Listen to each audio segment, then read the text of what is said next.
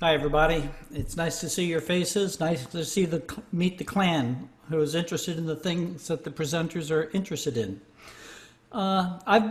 Short introduction. I've made my living as a university professor in Ohio. I taught in the Department of Philosophy and Religious Studies at Youngstown State. I taught in religious studies, Eastern religion, psychology of mysticism, comparative spirituality, Eastern thought.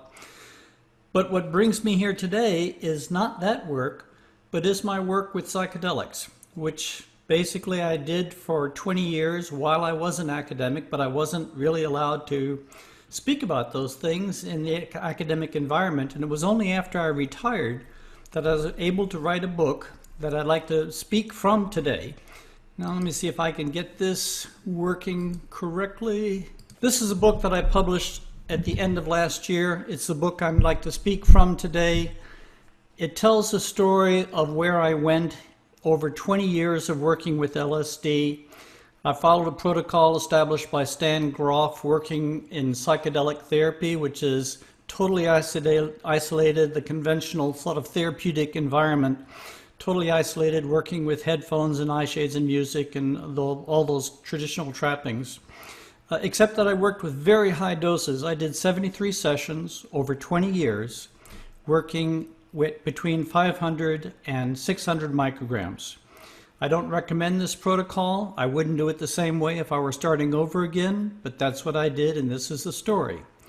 When someone asks me, what's it like taking that doses of LSD that's high, I say it's like being in the middle of a nuclear explosion. It just completely shatters all the dimensions of your mind and the boundaries of consciousness. And if you keep this up for long periods of time, it reveals levels of reality that lie beyond time-space reality. It is like this nuclear explosion, which as it pushes higher into the atmosphere, it takes levels of the atmosphere that are invisible and makes them visible. When you work systematically with psychedelics, whether it's in indigenous context or in contemporary context, you basically go through a process that reveals levels of existence that lie beyond your ordinary sensory experience. Very briefly, in the book, I tell the story of the levels of consciousness that I went through in this process, going through a series of death and rebirth experiences, a series that took place at first the personal level of mind, where one is dealing with personal issues, eventually going through ego death, and then at the collective level of mind, where you're engaging deep structures within the collective psyche. Third, the archetypal dimension of mind, going beyond time-space reality, entering into being dissolved into some of the archetypal structures that underlie physical existence. Fourth, going into causal level reality, causal oneness. And finally, entering into what I call the diamond luminosity, what Buddhism calls Dharmakaya, or the clear light of absolute reality. Making a transition from one level to another involves going through a series of deaths and rebirth. It's not simply ego death. It's going through a death that takes place at the collective level, deaths that take place at the archetypal level, and so on and so forth, entering into deeper intimacy with the universe. Now, that's all the slides I wanted to share. Let me see if I can get out of that. All right. Such a long journey, so many years, so many levels of consciousness, it's impossible for me to summarize them very succinctly. But for today's presentation, I simply wanted to focus on two aspects of this story, which I think are relevant to this discussion of the relationship between consciousness and the exploration of consciousness and building the regenerative society. The first issue has to do with something that happened in the collective level of mind, and the second has to do with what I call the birth of the future human. After I had gone through ego death, after I had worked for a couple of years and had gone through a number of different ego death experiences, I entered a domain that involved large quantities of vast territories of collective suffering, a domain that I call the ocean of suffering. It eventually expanded over 2 years to encompass hundreds of thousands of beings, of persons, and thousands of years of time. And this was confusing to me at first because I did this work, like many people working with psychedelics, thinking that I was doing this work for my personal benefit, that I was doing it to heal myself, to enlighten myself, to accelerate my own spiritual development. But it was always kind of self-referencing. What I found was that this ocean of suffering went on for so long, and it was so challenging and involved so many thousands of people, that eventually it shattered the very model that I had brought to working with psychedelics. And I abandoned what I would call the individual model of transformation, and I adopted a collective model of transformation. That is, I believe that what I was doing when I entered into the ocean of suffering was actually being used or facilitating a healing that was not focused in my personal life or my personal soul even, but it was focused on the collective psyche of humanity. That something was using my sessions to drain toxins that live in the human psyche that are the residue of unresolved trauma from thousands and thousands of years of war and the terrible things that we've done to each other through history. Eventually, this work culminated in an orgy of cleansing and purification and healing, and I was jettisoned from there on into archetypal reality, and I never returned into the ocean of suffering. My point from this, to keep it very short, my point is everything we do when we are working in deep states of consciousness not only affects our personal being, but it affects the beings of those around us. It affects those who are immediately around us in our system of social relationships. Some of my work affected my students, for example, without them knowing what I was doing. But it also reaches deeper than that. It reaches deep into the fiber of the collective psyche of humanity. And I think when we work in deep non-ordinary states, we are, if we choose to do it, if we choose to allow this to happen, or if it is our karma for this to happen, we go through processes, we do things which allow us to facilitate a direct healing, a direct transformation of our species as a whole, of our deep family. There is no private self in the world. We are part of a species. Our species is part of the ecosystem of Earth, and Earth is part of the galaxy, and so on and so forth. And when we do this work conscientiously, we are given opportunities to bring about a transformation which I think extends far beyond our personal life and far beyond our moment in time. Now, perhaps because of this very strong collective orientation in my work, something else began to happen over the course of the 20 years that I was doing this work. I began to experience a series of visions about the human trajectory of evolution, about where evolution was taking humanity, where we were, what was happening in the larger scheme of things. I entered repeatedly a state of consciousness that I would describe as deep time. Deep time is not eternity. It isn't timelessness. It's a condition of time in which you can experience hundreds of years or even thousands and tens of thousands of years in a very compressed time frame, sometimes as a simultaneous now. I entered into deep time slowly, personally with my own personal deep time, and then I entered from there into collective deep time, in which I was given teachings about where humanity was in its evolution and what was happening and where we were going. There is a chapter in the book called The Birth of the Future Human. And the focus of these visions was that humanity was coming into a culmination point. We were coming into a before and after point, a turning point, a critical transformation that involved the entire human family. What was emphasized was that the creative intelligence of the universe was not simply trying to awaken individuals. It's almost as if the age of individual enlightenment was over. But the creative intelligence was actually trying to awaken the entire human species, and that we were poised on the cusp of a profound transformation of the human condition, a transformation that would change not only our economy and our ecological values and our social orientation. It would reach so deep that it would actually change the bedrock of the human psyche. It would change the fundamental archetypal blueprint of the human psyche. That, in my understanding, that is our hour of history. That is what's happening. That is what we are entering. The visions that I had for this, I did this work between 1979 and 1999. So when this was taking place, this is 30 to 25 years ago in which I was experiencing these things. And in one critical series of sessions, I was taken deep into humanity's future, and I experienced the death and rebirth of humanity. All mystics tell us, we learn from the mystical traditions, that before a great awakening, there takes place a great death.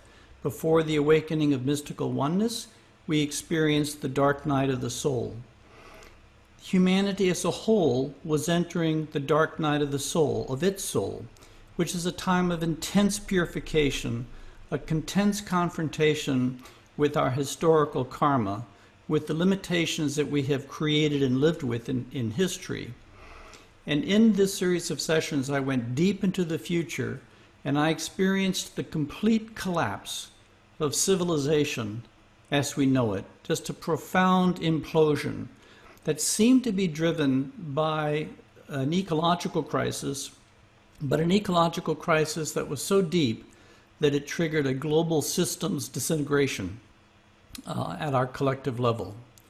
And just at the depth of this death process, when it looked like it was going to be an extinction event, I experienced that the worst of the problem, it was like a storm passing over, a hurricane passing over a Pacific island. The storm passed, and the survivors began to get up and pick themselves up and began to begin anew. And when they began anew, they were different human beings. That a transformation took place in the depth of this death and rebirth process, in which we let go fundamental beliefs and values and patterns of our past. And we engage the future as different human beings with an expanded heart, a profound innate sense of the oneness of existence and our oneness with other human beings, a deeper transparency to the mind of the universe as a whole. This truly was a before and after point in time.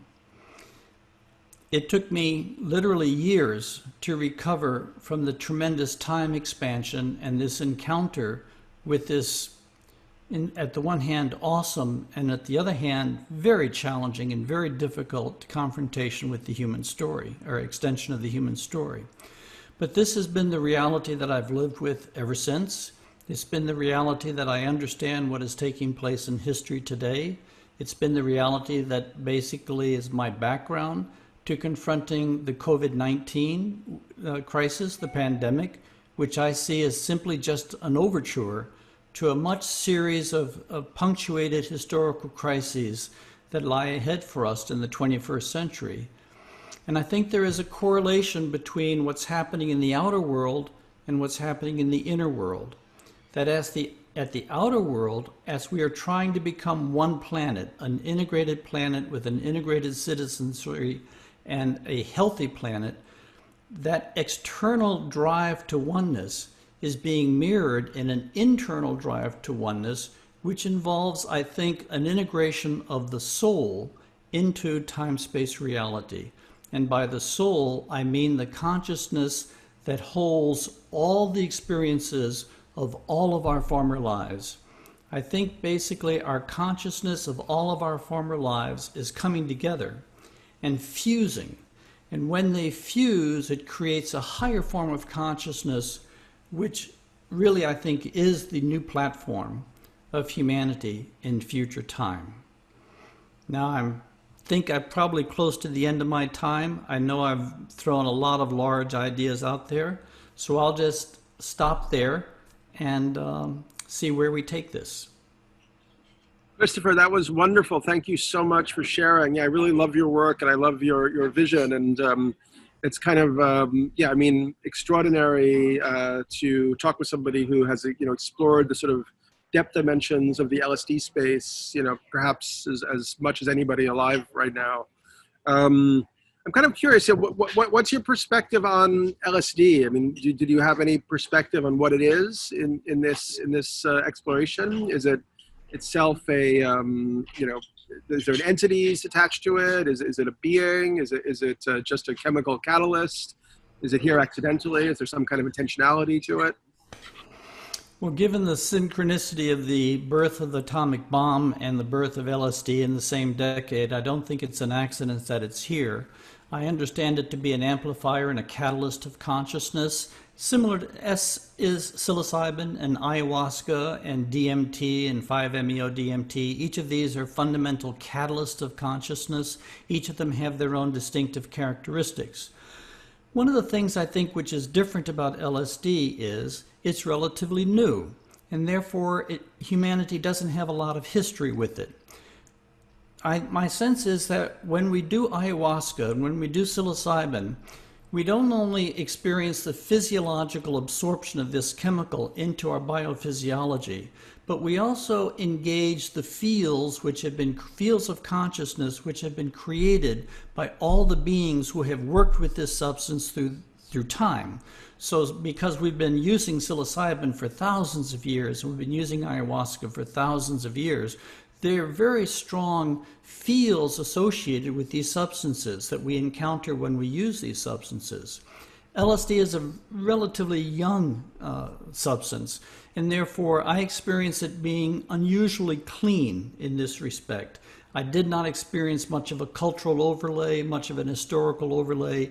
It seems to be particularly clean, and I experience it as, and remember, I was working at higher levels than I recommend, 500 to 600 micrograms. It has a tendency to drive to the high ceiling, of the high cosmological ceiling. Psilocybin is much more body grounded. The states of consciousness that awakens are much more kind of closer to where we live in our body.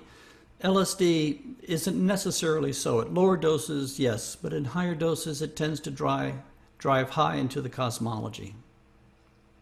I'm also kind of curious. I think you seem like you have a bit of a Buddhist orientation also. Am I correct in that? That's true, yeah. You mentioned reincarnation and past lives. I'm kind of curious if you have a insight into what that means. I mean, I got very excited by Amit Goswami's book.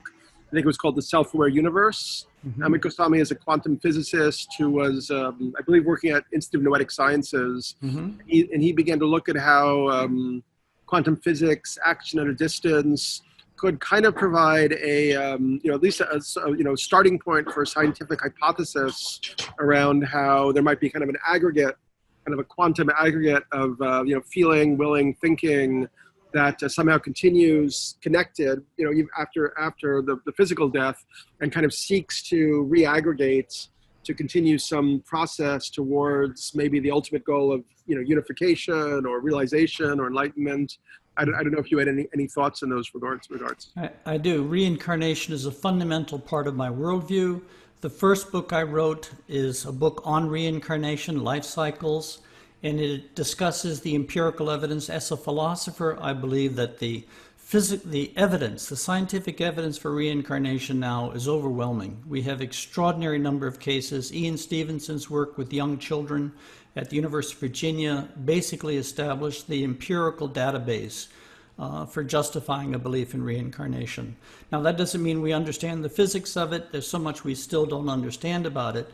But a fundamental principle that I take away from Stevenson's work and all the work done by past life therapists in the psychotherapeutic community is that nature retains its learning. Nature holds on to its learning. My understanding is that reincarnation is the higher octave of evolution. So in evolution, we find that nature pulls forward the learning of groups. In reincarnation, nature has found a way of folding forward in time the learning of individuals. Now, I think eventually, lifetime after lifetime after lifetime, we're learning more, we're becoming more, we're acquiring more skills, we're activating more potentials that are latent within our structure. Sooner or later, I believe all of our reincarnational history becomes integrated into a higher order of intelligence. I've experienced this in my sessions where all of my former lives came together, and they fused. And when they fused, there was an enormous explosion of energy, of diamond light broke out of my chest, and it shot me into a state of consciousness in which I was an individual, but I was an individual beyond any frame of reference I'd previously known. We had a question from Diana. She's curious to know your thoughts and experience on people getting to these places of insight, integration, and deep time without the use of mind-altering drugs or plant medicines. Absolutely. I've had many people write me since this book has been published, and they say, I understand what you're talking about. I've had experiences similar to what you're describing, but I've never done psychedelics. I'm a lifelong meditator. I've had these experiences with meditation, and I think that's absolutely true. If LSD is an amplifier of consciousness, it is consciousness that does the work. And there are many ways of intensifying and amplifying consciousness. We know many of the forms. LSD or psychedelics is simply another form, another key to working with consciousness, but it's consciousness that does the work. Yeah. And what kind of, since you've had these insights into kind of the future, although it didn't exactly seem like you had an exact time frame, but I remember in Dark Knight, Early Dawn, you kind of said it was going to be a very compressed period when civilization began to crack apart and these kind of emergent new properties of the new human, kind of began to integrate together. Well, maybe that's what I remember, but you tell me if I'm wrong. But then also I'm curious, like, how would you ground that into like practical advice for people in this time? Is there, is doing these psychedelic entheogenic explorations a way to prepare oneself for what's coming? Is there a way we can minimize the destructive impacts of what's coming? Because it definitely feels like there's a bit of a destructive express train heading our way right now. There is. It's kind of a Kali destroyer in order to make room for the new. I think there are many things we can do. I think basically, collectively, we're facing our collective shadow. And that collective shadow is a shadow that all of us have personally had a hand in creating, in the sense that we have lived through history, and therefore we have been part of our history. And this kind of confrontation with the collective shadow is part of our common work now.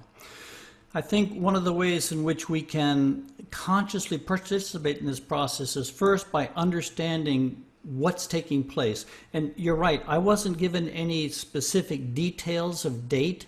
I wasn't given any details of exactly how, when, and where this was going to take place. I was given experiences of this meltdown, not as an individual would experience, but literally as the human species as a whole would experience it.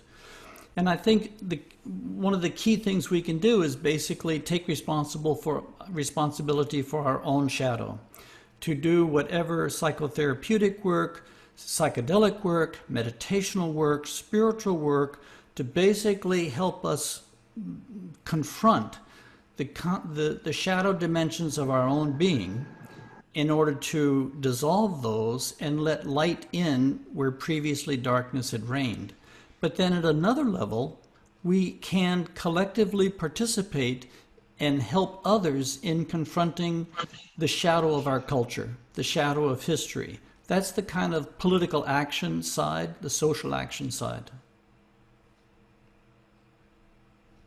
Beautiful, Christopher. I love it. I think that would be great to have David Luke come on and speak for a bit, and then maybe have a little bit of a dialogue after. So David, if you are there, do you want to jump in? Yeah, sure. Hi, can you hear me okay? Yep. Oh, great. Yeah, good to be here. Thanks for inviting me along. Good to see everybody. Thanks for that, Chris. Fantastic as ever to hear you talk. So I'll just give you a little bit of background about me, and I'm going to give you kind of précis of what I've been doing for the last few decades, or what the insights I've kind of come to. So I'm a psychologist by training, primarily parapsychologist, transpersonal psychologist, and my kind of big umbrella area of interest is kind of altered states of consciousness and anomalous or transpersonal experiences. So I've done a lot of research on all kinds of altered states. I do a lot of research specifically with psychedelics. I do a lot of research when I'm not on psychedelics as well, but it's not as much fun. And so I'm going to give you kind of a bit of an overview of some of the insights I've had that come from the research, but also my own particular journey as well. So insights that are coming from the research and what the journey involves and what it leads to, you could pretty much sum up the kind of where we are currently with our kind of intellectual quest by suggesting that psychedelics and altered states in general, because I think all altered states have a kind of continuity with psychedelic experiences, just perhaps the volumes turned up more with psychedelic experiences, is they increase connectivity. And they increase connectivity across the whole kind of spectrum of experience, from the biological through the psychological, the sociological, the ecological, and even into the cosmological or spiritual realms, perhaps. So on a biological level, we know from research at Imperial College, for instance, they increase connectivity within different brain regions. So areas of your brain which don't normally communicate with each other suddenly become very communicative. They have hyperconnectivity. And on a kind of cognitive level, this explains things like synesthesia, divergent thinking, and increased creativity, cognitive flexibility, and so on.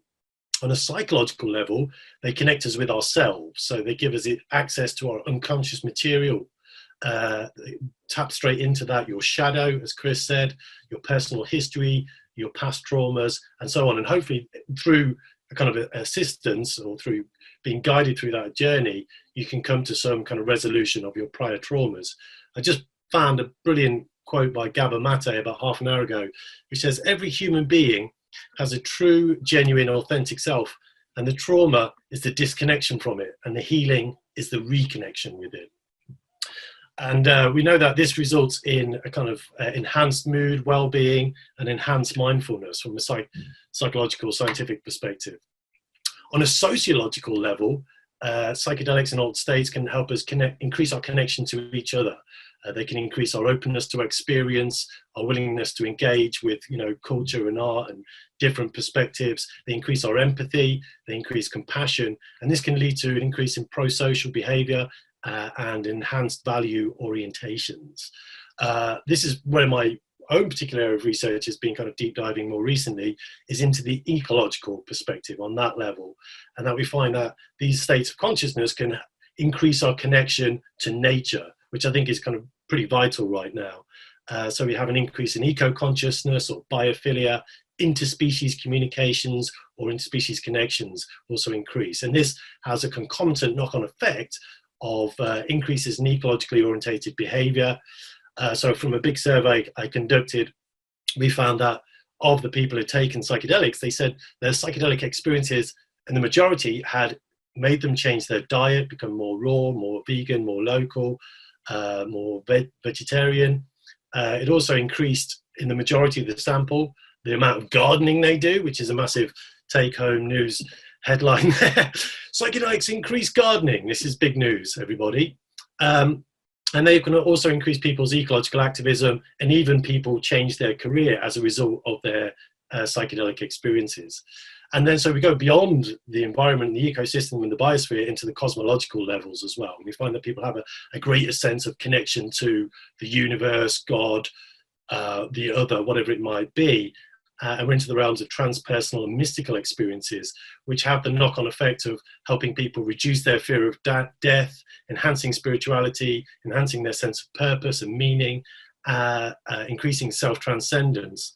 And we find in the clinical research with psychedelics that those people who have had a mystical experience by the kind of standard psychological measures are the ones that have the best clinical outcomes in terms of dealing with addictions, fighting depression, anxiety, or even end-of-life fears. So all of that is encapsulated within this kind of notion of course, we need the appropriate setting and substance and the preparation and integration to bookend it. So there's some kind of insights about where we are with the research currently. Insights directly from the journey. I think I'm going to give over a few points here. One of which is, I think the psychonaut and scientist John Lilly best encapsulated this for me.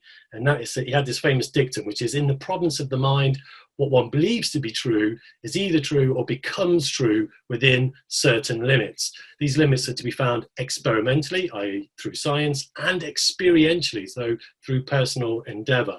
And when these are found, they just turn out to be more beliefs to be transcended. In the province of the mind, there are no limits. He did add on a little addendum to that, however, after a few near-death experiences pushing his physical body to the limits. And he said, however, in the province of the body, there are certain limits not to be transcended. But in the province of the mind, it is limitless. So this kind of gives off two other kind of interesting points and avenues. Is that the first one is that beliefs are our reality. Our reality is only constrained by our beliefs. But there's a danger in that as well, because our beliefs can also be prisons. Our convictions can make us convicts. And we know that because of all the kind of psychological rabbit holes we can fall down, such as confirmation bias, whereby our beliefs prescribe the kind of things and information that we're willing to accept or even look for in the first place. And we just end up bootstrapping our own dogmas and belief systems. And we see this kind of transposed into science and the endeavor of the research of consciousness, where the academy and the scientific endeavor is pretty much constrained by its a priori dogmatic kind of reliance on materialist reductionism, this kind of neuro-reductionist perspective on physicalism, and this view that the human organism and consciousness itself is merely just a mechanistic process, and that consciousness and life is kind of devoid of any kind of real sentience or life, for that matter. So, and how that translates is these kind of limiting beliefs therefore constrain the kind of questions that scientists even ask in the first place. So they only ask questions which tend to support these kind of prior dogmatic belief systems about the material nature of the universe, and therefore, fields of research like transpersonal psychology and parapsychology don't receive any funding, and so we don't just kind of get a big enough voice in the kind of dominant paradigm and worldview. So I'm basically making an argument for agnosticism and plurality, that we should have, we should be open to many worldviews and perspectives, and try not to believe anything particularly, just be wary of beliefs in general. And that's kind of quite useful in this era of apparent fake news, post-truth era. I think we've always been in a post-truth era since, the dawn of communication, because we see in nature that nature is constantly using deception for its own particular survival. So, there's never been such a thing as real news, right, or true news. But I think it's good to kind of take an agnostic position and a plurality, and not get too hooked on any particular belief system.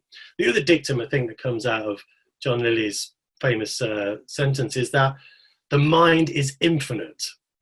Okay, so we can see that as apparent from evidence from genius, inspiration, creativity, along with the findings of things like parapsychology, which show that by the empirical evidence standards of today, there is, I think we can talk to Dean Radin about this. There's a very little room to consider that the evidence is not substantial enough to posit the idea that we can transcend time and space and access any point of time and space with our mind.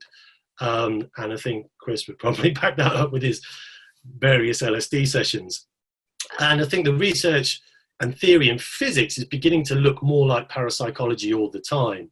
There's an increasing conceptual confluence of both the fundamental quantities and forces of physics with consciousness. Time is now considered to be somewhat, time subjective human experience of time is considered to be illusory, and things like precognition become more and more possible all the time. And then finally, my final point is then everything is connected. that's one thing of parapsychology and psychedelics and transpersonal psychology has shown us, that everything is connected. We can transcend time and space. We know that from the evidence from precognition, telepathy, clairvoyance, synchronicities, and so on. Although that is circumscribed by point two, that's circumscribed by our beliefs and the limitations of our beliefs.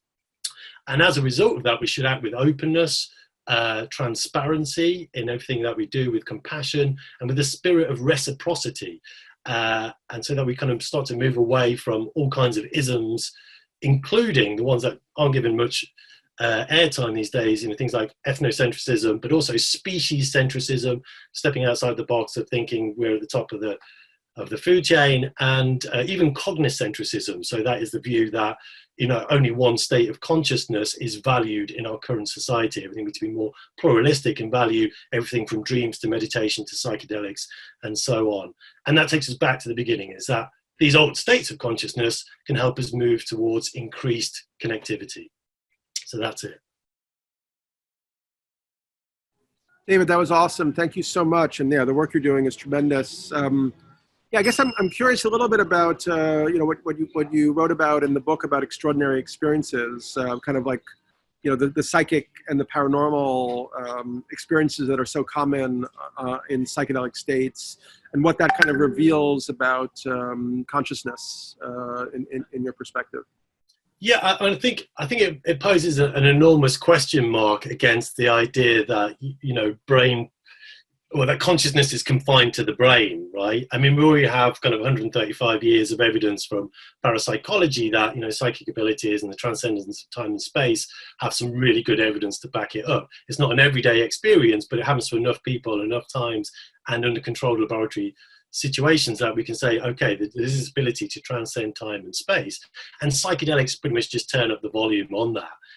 People have way more of these psychic experiences, paranormal-like experiences, transpersonal experiences with psychedelics. And I believe, a good proportion of those are probably very genuine. Some of them may be a bit delusional, but some of them may be very genuine. And I think the evidence is moving towards that. There hasn't been enough research done on that, but we have, thousands of years of shamanic practice using psychedelics and other states of consciousness, which is for that very purpose. And I think we need to spend more time listening and communicating with indigenous peoples who have this animistic, shamanistic worldview, and what can be learned from that. So I think we come to this point where, the cork is out of the genie's bottle now. The academy is once more exploring psychedelics in a kind of serious way. We can't deny that people are having a large amount of these transpersonal and even parapsychological, paranormal-like experiences, and we should openly investigate them with an open mind at face value, rather than just trying to explain them away. I guess my understanding is that psychic and paranormal effects are extremely difficult to study under normal traditional research methods. I've heard, for instance, that even when an effect seems to be demonstrated at first, with repeat experiments, it seems that the correlation goes down. It's almost like the secret, there's a secret that tries to protect itself, or that doesn't want to make itself known to humanity at this point. Well, you can ask Dean more about that. I think there is a sense in which a lot of the parapsychology experiments aren't immediately repeatable, but when you stack them together with meta-analyses, you do find this kind of highly significant data set. When you take all the research that's been done, you add it all together, and these results are kind of highly compelling. There is a sense in which some of the effects do reduce over time, but they hit a plateau, so like the Gansfield studies have remained at a kind of 35%, kind of 32% above Jan's, figure beyond this kind of initial decline. So overall, when you stack the data, the effects are actually there, but in a way, it's very hard to learn much about them, largely due to the complexity, I think, of the factors involved. We're dealing with kind of turning a mirror on consciousness itself, and it becomes a very slippery endeavor.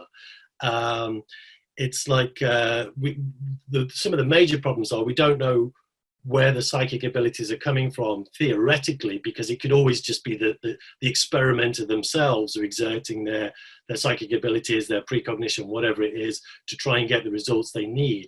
And so I think we need to take that very seriously, because it applies to the whole scientific endeavor. Like, for instance, the Higgs boson, the discovery of the CERN particle accelerator, the way that experiment's set up, it's kind of completely indistinguishable, really, in effect and size, from the Global Consciousness Project, right? You have lots and lots of people all seemingly coming together in a kind of concerted, focused consciousness, trying to affect this kind of random number generator in the Global Consciousness Project. And you get these hugely super significant figures, right? Whereas in the Higgs boson experiments, you've got all these physicists coming together, spending millions of pounds or dollars even, building this kind of massive particle accelerator to try and find something which they think exists. And all you get is a probabilistic outcome, right? That it exists. And it's no more significant than the Global Consciousness Project. So I'm not sure where I was going with that, but I'll leave that point there. What about, you were talking about kind of the positive ecological and psychological effects of psychedelics. Then we have, it's almost becomes, certain ways of discussing psychedelics have now kind of, forged these kind of like tracks in the collective psyche, like, DMT, like if you smoke NN-DMT or have a direct experience of it, the experience is so incredibly alien that, how do you, what do you think about that? Do you think there's any evidence that suggests, many people talk about having a sense of there being entities or, other dimensional realities? I mean, is it just the wiring of the brain being, totally reconnected, or a switchboard shifted, or is there any evidence that there might be some other, sort of hyperdimensional reality that we connect to in these states? Well, I think the question of DMT is super interesting, and that one in particular, because it's the one most reliable at giving people encounter experiences with some kind of sentient entity, which they believe most of the time to be some kind of real encounter. There hasn't been enough research done on it, like I say, for all the reasons pointed out before, that the scientific endeavor only looks to kind of bootstrap its own belief systems by researching things it can explain with neuroscience, right? So, there hasn't been virtually any research looking into the nature of these DMT entities. Most of the data is coming from psychonauts, and we see there are certain commonalities. Certain people tend to encounter, like the elves, for one, are quite common, or these kind of totally dispassionate beings which are kind of doing some kind of neuroanatomy experiments on people and extracting their emotions. That seems to be a pretty common meme as well. But we can't ever really separate out the cultural influences, in kind of examining this huge data of phenomenology. But I think there are commonalities, and I think they need to be explored really in a more kind of concerted way. And what I will say is, some data that came out of Johns Hopkins last year, showed that of people having entity encounter experiences with DMT, of those who were atheists prior to their experience, less than half of them were still atheists after their experience. So they're deeply, profoundly world-changing experiences, which tend to lead people to believe that there is some kind of genuine other there. And it's going to be a tricky, kind of sticky wrestling match with science to try and kind of bring out any kind of empirical validity on the ontology of these beings, I think. But it's worth the wrestle. David, I know in the book on extraordinary experience, you were also talking about how you could envision there being in the future some type of research institute into consciousness itself. I mean, that's something that really fascinates me. And I think maybe with everything that's happening and the sense of also the ecological kind of doom cloud up ahead, maybe it's time to accelerate that, and actually bring that into manifestation. How would you construct such a thing? Do you think it's possible that we could, have our kind of Hogwarts for, consciousness, deep diving? What would that consist of? What type of, research would you want to see done? Yeah, I think that totally can. And thanks for that question, Daniel. And I think, we have to bring together all the kind of perspectives on it, you know, so it can't just be a purely kind of science medical model led endeavor. I think we need psychiatrists and psychotherapists and psychopharmacologists for what we can learn about, you know, the brain and all that kind of part of the jigsaw puzzle. But we also need to bring people from kind of wisdom traditions in as well. So, you know, kind of people from cultures like the Huicholi, you know, who've had thousands of years of shamanic practice with substances like peyote, and kind of really bring these together in one kind of melting pot. And also kind of wisdom traditions, you know, from the East as well. So I think that's what it'd have to look like. And I think moving forward, like, you know, if psilocybin and other substances are going to get licensed pretty much soon for treatment, for depression and so on and so forth, we're going to need people who are more savvy with the kind of transpersonal kind of experiences, that end of the spectrum. I don't just mean mystical experiences, but I mean experiences of telepathy, entity encounters, out-of-body experiences, all these kind of things. People are going to have to have some kind of better understanding of these experiences. And I don't think we can leave that to the psychiatrists and neuroscientists really to kind of just deal with, you know. And I think people like shamans or Tibetan Buddhist monks and people like that, we all need to sit around the table together. So we need to kind of a completely multinational, multidisciplinary kind of center where we can all share ideas and exchange. I was hoping, I'm hoping he'll still pop up, but one of the people I'd invited to speak today and who was on our roster is Sergio Magana, who is a Nahuatl shaman. I don't know if you know his work at all. He works in the dream, you know, kind of the dream kind of practices of the Aztecs. And he wrote a book called The Age of the Sixth Sun, where he kind of, you know, because I'd written the book on 2012, and then, you know, people were like, oh, the world didn't end in 2012. And I was like, well, I never said it was going to end in 2012, you know, but we're clearly in some type of shift.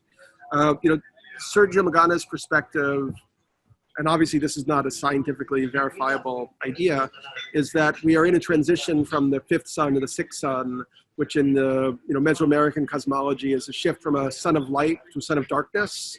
The sun of light for them is a period of fascination with material, with technology, rationality, science, logic.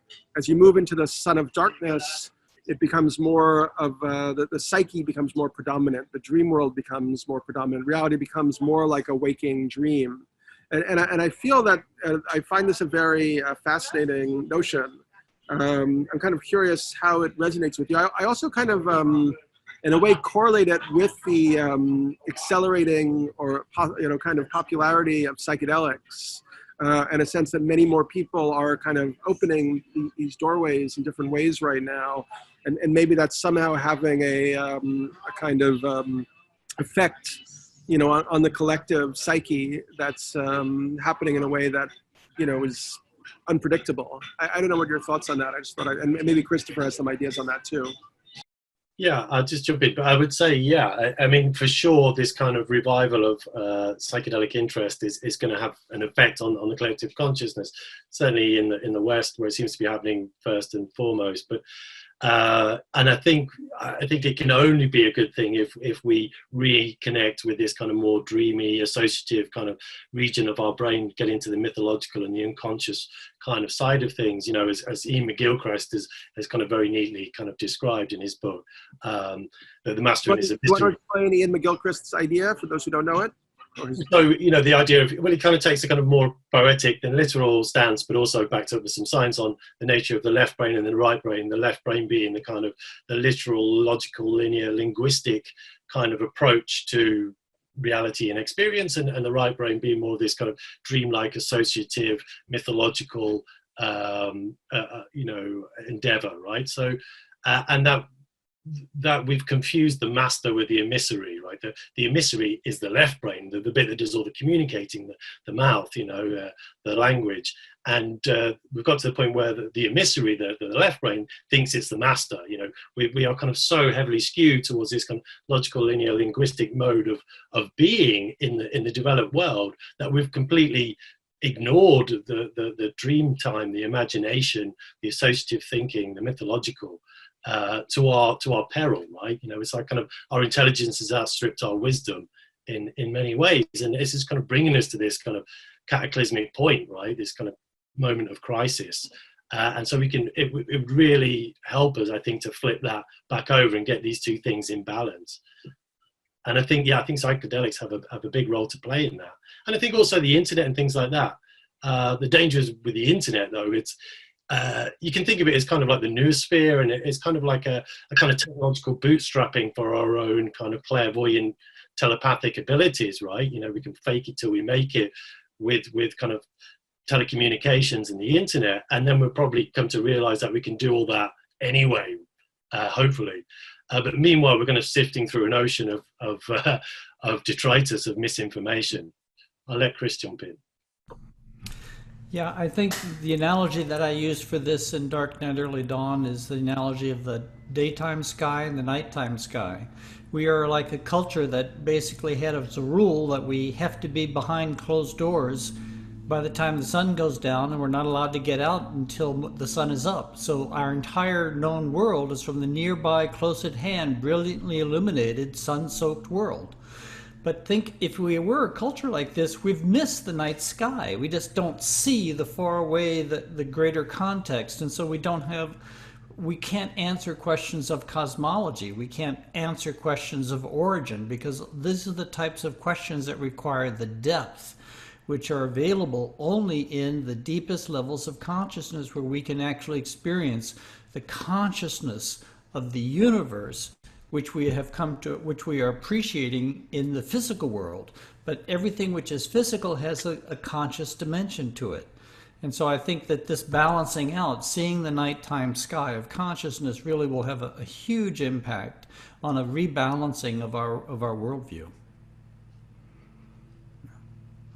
Good. David, I'm curious also, what kind of, from your research, what would you offer people in terms of, kind of practical advice? I mean, do you think it's kind of the right time for people to explore these alternative dimensions of consciousness through entheogens? Do you think there are dangers in them? I guess another question for you, which could be part of the same question, is there a, do you also recognize a dark side for both of you, actually, in psychedelic exploration? So be curious to hear what you say. I'd say, I think it's down to the individual to determine whether it's right for them. I don't necessarily think psychedelics are for everybody. I think they can help a lot of people in lots of different ways, but they're not necessarily suited to everybody.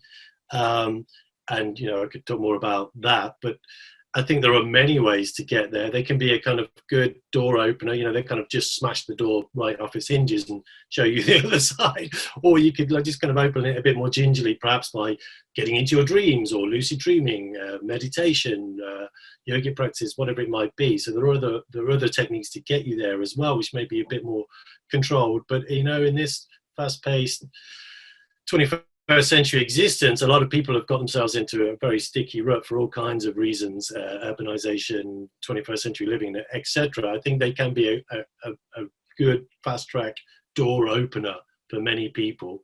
But is there a dark side? I think potentially there can be, not just in how these things are distributed or experienced, but in terms of the experience. I think that's where you're getting to, Daniel, in terms of the experiences that people have, or more about the kind of community around the use of psychedelics? The experiences that people have, and even if, they can have negative, positive effects on people's character, but are there cases where they start to have a very negative effect also?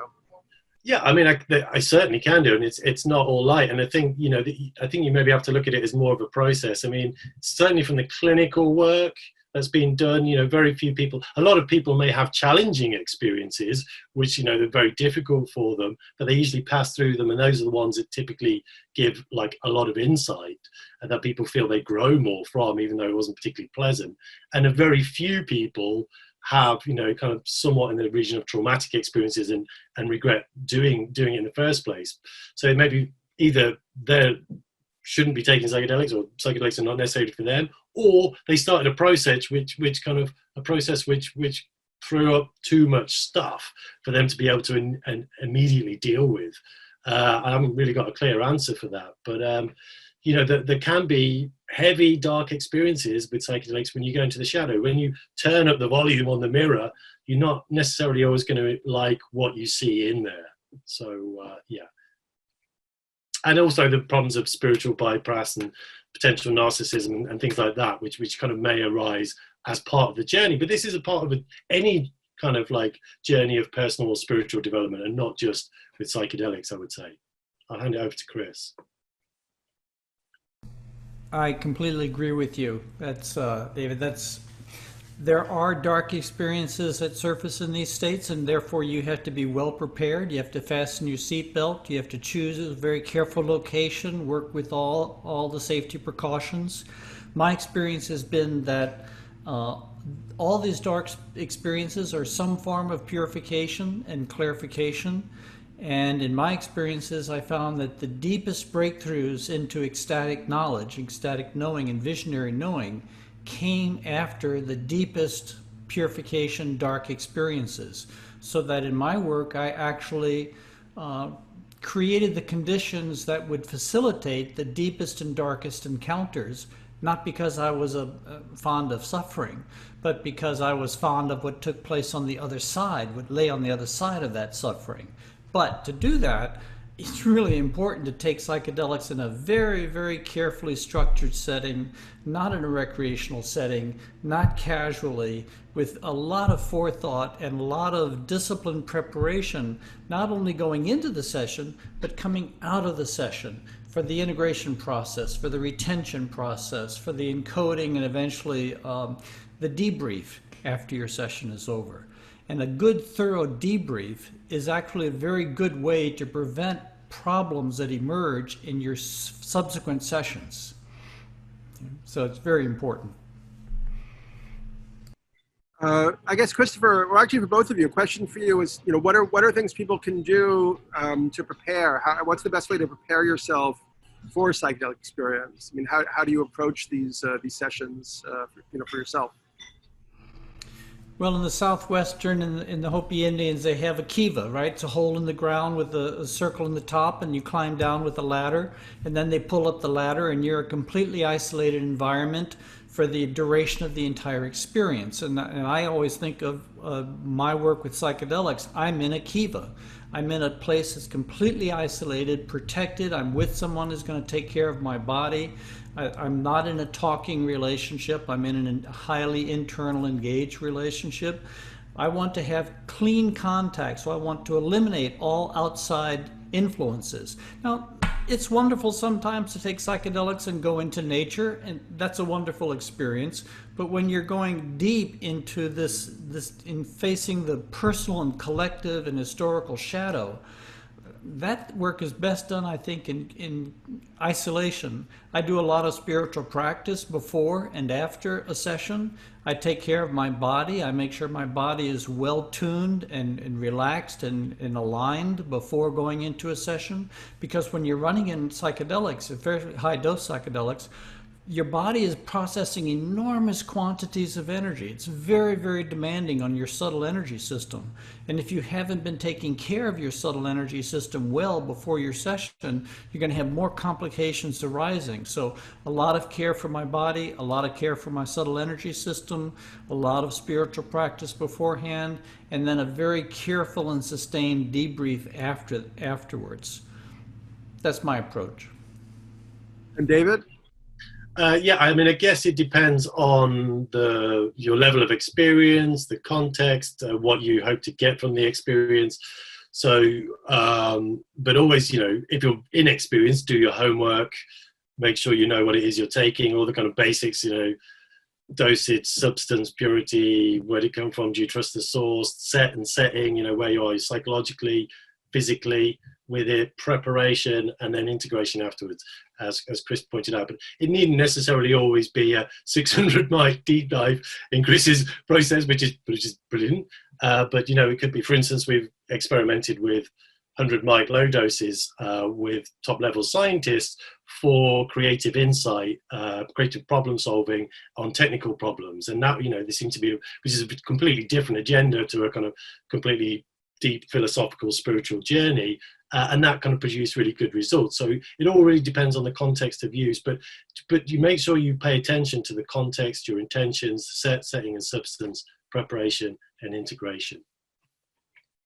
David, I know that England, and particularly the Imperial College, is now kind of the center, in a sense, of the sort of cutting edge of psychedelic kind of research. I wonder if you could tell people kind of what's going on there now, what's active, and what types of discoveries are being made. So I'm kind of loosely affiliated to Imperial College, the Psychedelic Research Centre there. There haven't been too much going on recently because of lockdown. I think they're beginning to resume kind of recruitment of participants for various studies, but some of it is clinical. So they've been looking at kind of psilocybin for depression as part of a kind of global endeavour to help get psilocybin kind of licensed as a medicament for treating depression. But also most of their focus is on the kind of neuroscientific, the neuropsychopharmacological research. So how do these substances work in the brain? And more importantly, what does it tell us about the nature of consciousness from what we can discover about how these substances work in the brain? So some of the projects have been, they've done lots of neuroimaging of MDMA, psilocybin, LSD, and dimethyltryptamine.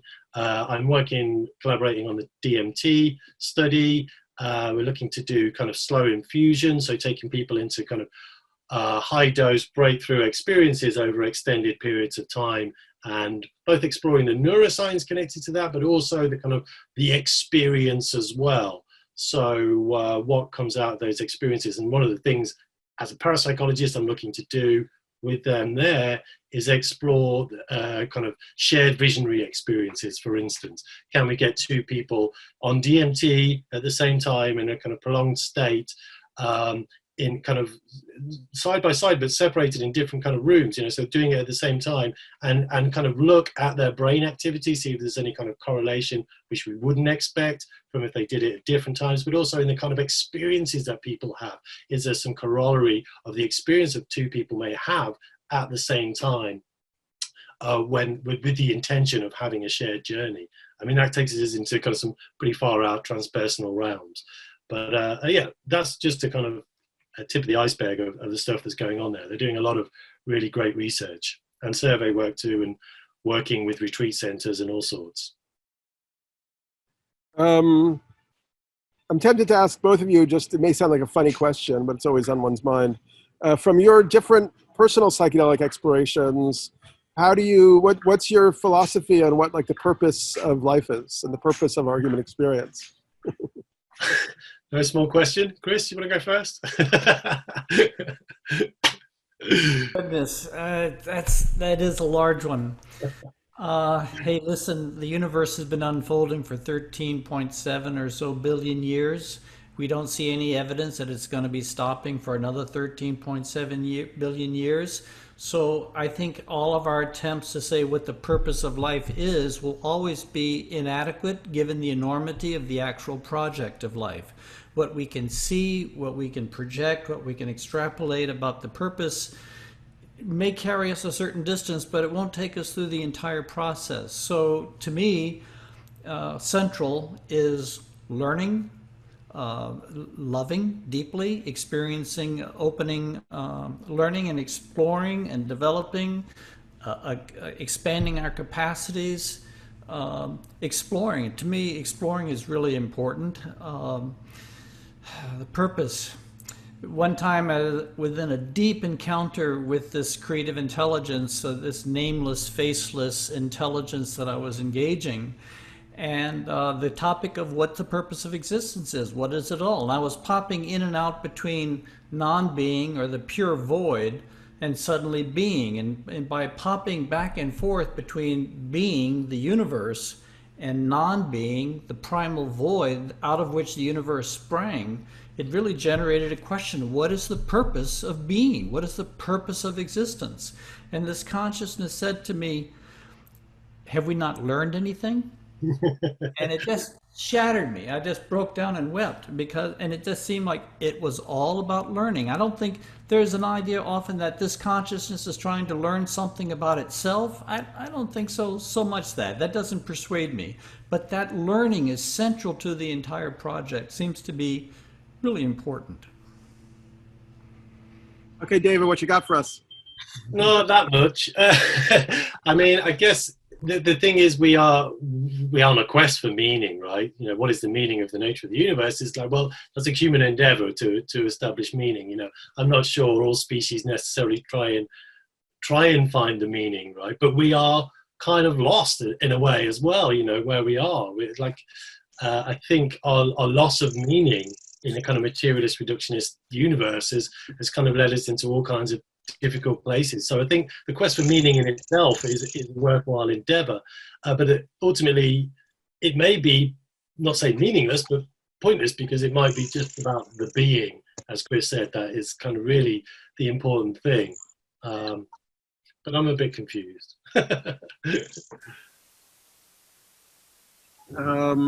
What do you think, Daniel? That's a good question. I mean, I think, yeah, learning, creativity, expression, play. I don't think there's a necessity to it. And I do think, you know, meaning itself is a human-created term. You know, dreaming, experiencing, creating, discovering, loving, you know, maybe multiple purposes. You know. We had a few questions about the value of microdosing. And I was curious if you had a perspective on do you see that as a really helpful tool for people at this point in time? I guess that might be for me, because Chris seems to be a bit more in the macro dosing camp, I would say, the other end of the spectrum. I think microdosing may have potential. I don't think we have enough data yet. I mean, certainly there's a lot of kind of uncontrolled data, you know, like kind of from non-placebo randomized controlled studies from the scientific perspective, saying that people feel like it's really beneficial for all kinds of things, for depression, insight, creativity, all of that kind of stuff. There's very little research to say those experiences or that kind of outcome may be genuine. We don't know, right? It could be one massive placebo effect, but hey, if people think it's beneficial, then that might be good enough. I mean, again, most of my research, I focus more on low to high macrodosing, right? So I think there's potentially a room for microdosing. I think there's some potentially dangers in it, and I think, and that is, it's just the kind of co-opting of psychedelics as just kind of mere psychovitamins when they can do so much more, right? Fortunately, from what I can gather from the research is most people who microdose it invariably end up accidentally macrodosing at some point, and usually get a surprise, and that might be beneficial. Yeah, I'll leave that one in your hands, David, because I personally don't have a lot of experience with microdosing, because when I have tried microdosing with LSD, it was after years and years of working at these very high dose levels. But basically, I found now that I really don't like LSD in my body. It's like I drove it so hard with these massive doses for so many years that my body developed kind of an allergy to it. And so it's just not good for me to use now, and I haven't used it for years. So I don't have much experience on microdosing. I read the literature, and like you, there's a lot of anecdotal positive literature, but there isn't as much scientific, good, solid literature on microdosing. I'm sure it's coming along. And like you, I also think of that's a good phrase. What was it? Psychedelic, it's all a a pill, a vitamin pill. It can do so much more. Yeah. All right, cool. Later on in this session, we're going to have a presentation from my friend Andrew Camargo, who's been working very heavily with Santo Daime and the ayahuasca tradition for many, many years. But I thought first, actually, if he's up for it, oh, has he disappeared on me? I was going to see if Jeremy Johnson wanted to give us a little bit of insight into the integral model. But he may have flown the coop for a second. Hey, Daniel. There you are, Jeremy. Okay, great. Hey. You want to jump in and give us a 10-minute kind of overview of Gebser's integral consciousness model? Sure. This is Jeremy Sorry, Johnson. Yes, yeah. Thank you, Daniel. And just been really enjoying today's presentations already. So some of you may already be familiar with integral theory. I know Rory has mentioned spiral dynamics a number of times in the context of like Extinction Rebellion and so on. But I think when we're talking about the history of consciousness, I think a lot of this stuff can be very abstract and very detached. And we look at our own history, our own living history from the distance of books, right? So when it comes to Jean Gebser's work, he's sort of these foundational thinkers of integral theory and Ken Wilber. But Gebser is very, very different from Wilber in the sense that he's not a developmentalist per se. And if anyone has engaged with his writing on the topic, his writing is deeply phenomenological in that it's always encouraging us to explore and inquire our own experience of consciousness.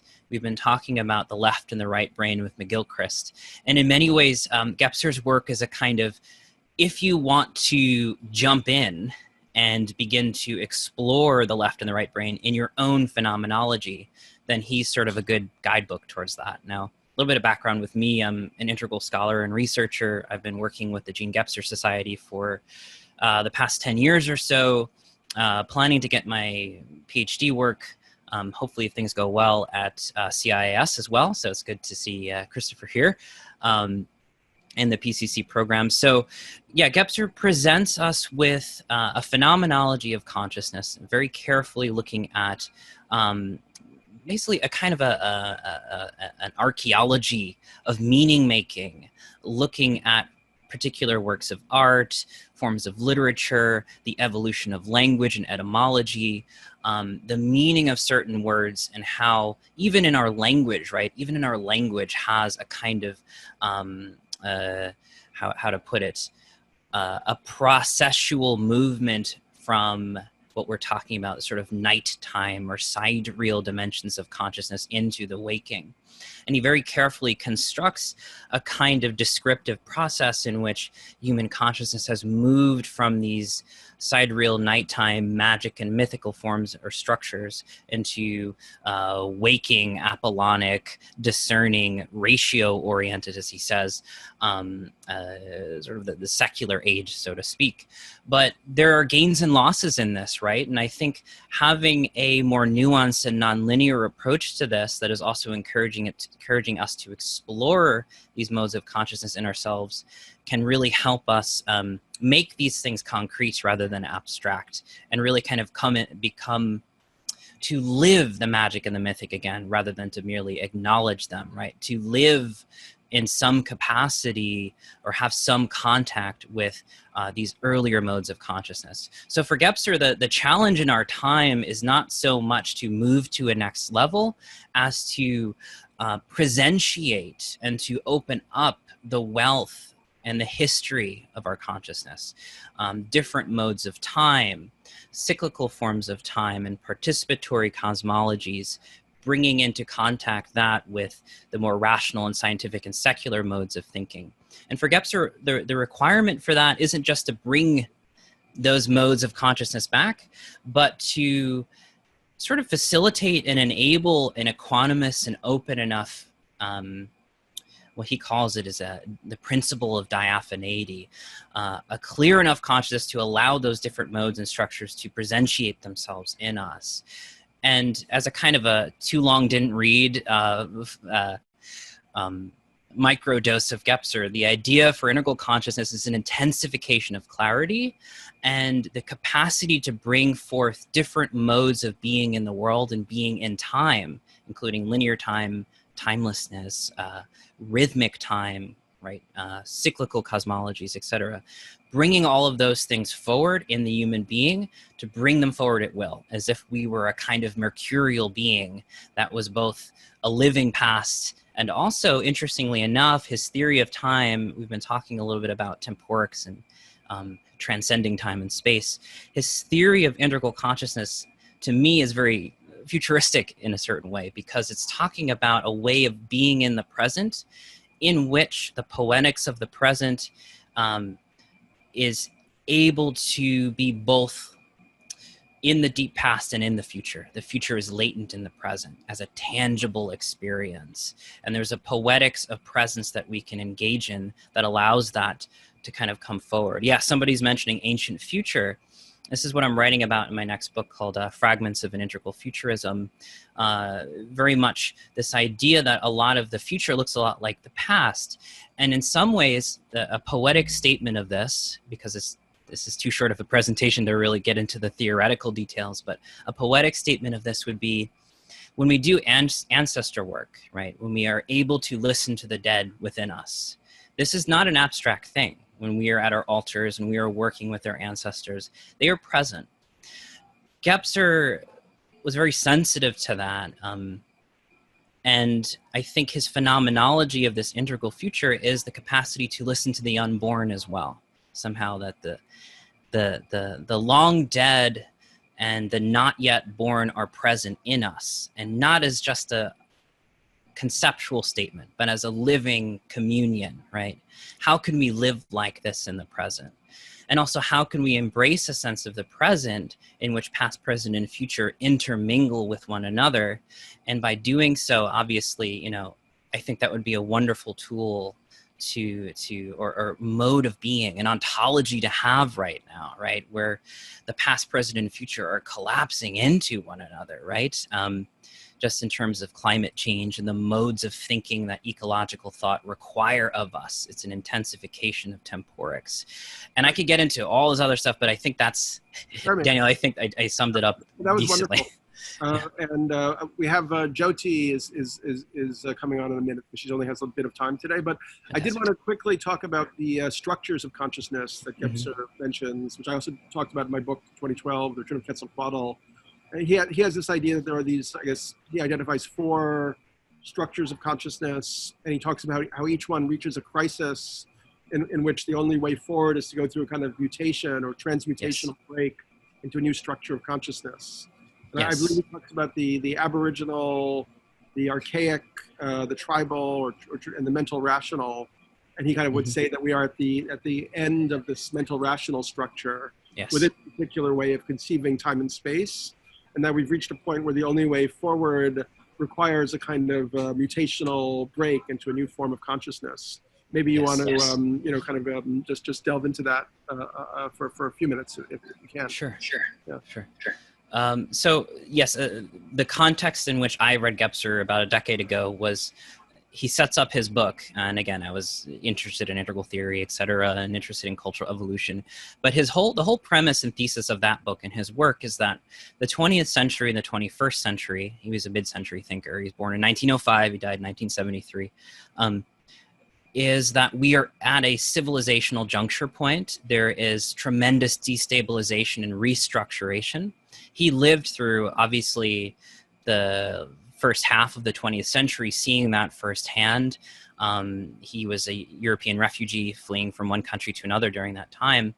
But he posits this as the end of what he calls the mental, rational, or perspectival age and the opening up of this integral structure of consciousness. And he basically said, well, hey, look, I'm in the middle of a transformation. There's new arts, there's new sciences, there's breakdowns of different modes of being in the world, right? There's a civilizational collapse happening. At the same time, there's a civilizational opening. So Gebser's a very key thinker in this regard, in that he both lived through and was deeply sensitive and articulate of exactly, in my opinion, some of the deep themes that we're learning to let go of in terms of the mental world, right? The perspectival world, the modes of time, the relationship between subject and object, and Cartesianism is very much related to the mental rational.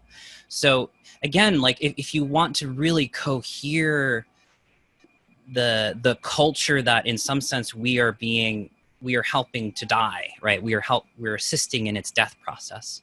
I think Gebser is very helpful here in that he was a poet, and so he really makes this something that we can phenomenologically explore in ourselves in terms of our own embodiment in relation to time and space. But yes, there's a general overall structure, just really quick: archaic, magic, mythic, mental, integral.